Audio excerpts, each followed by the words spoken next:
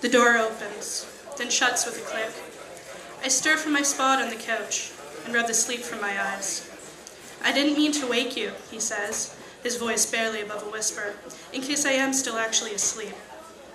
"I tried to wait up for you," is my response, brushing aside his guilt.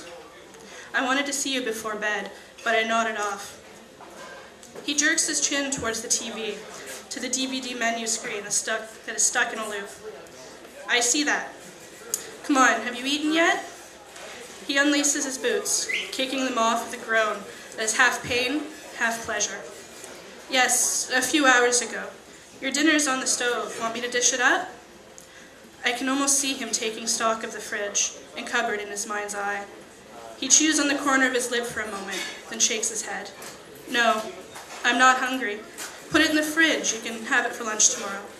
He eases himself down onto the couch, taking my feet in his lap. Whole sets of luggage are hanging under his dark brown eyes. His black hair is dulled with a fine dusting of drywall powder. Exhaustion is draped over him like an ill-fitting coat. He can't take much more of this. I can see it on him. 14, 15, 16-hour days are taking their toll. And he would never admit it. Taking a rest for him is a failure. He forbids himself the luxury of us accepting help. How often has he come home, a new gash, a new burn, a new bruise to be brushed aside as unimportant compared to the life he is digging his way towards.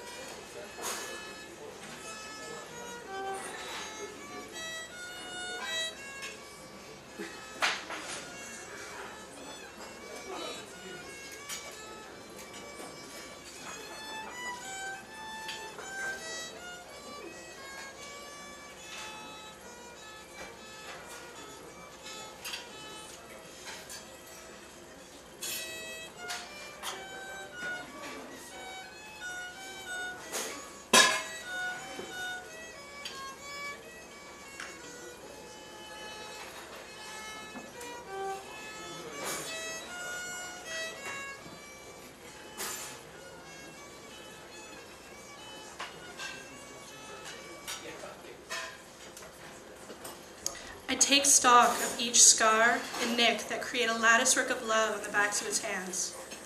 Those hands, so strong as they have 200 bags of concrete, so rough, clenching the handle of a shovel, so filthy, ground in with oil and corrosives, with mud and tar, so gentle, massaging the arch of my foot.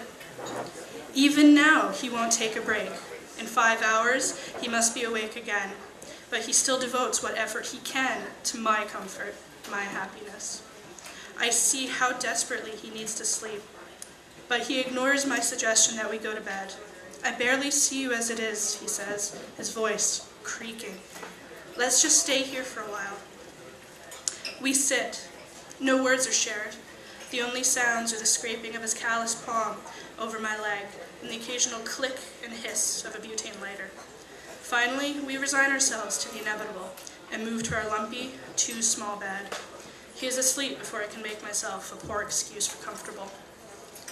Even in sleep, he doesn't let me go, his strong arm gripping tight about my waist, his head buried in my shoulder. Before dawn breaks, he will be up again. He will tiptoe about as not to disturb my sleep. He will stand over me one last time before he must finally leave. A brush of dry lips on my temple, a murmured assurance, and he is gone again for another day. I promise myself one day I will desert him.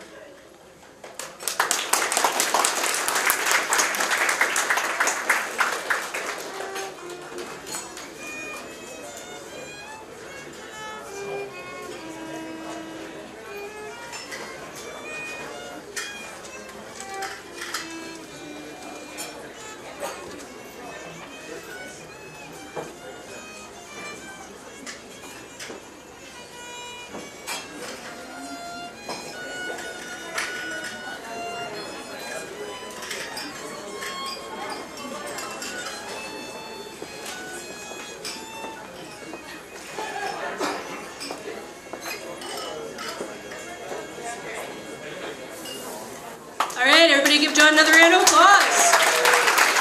And Chelsea.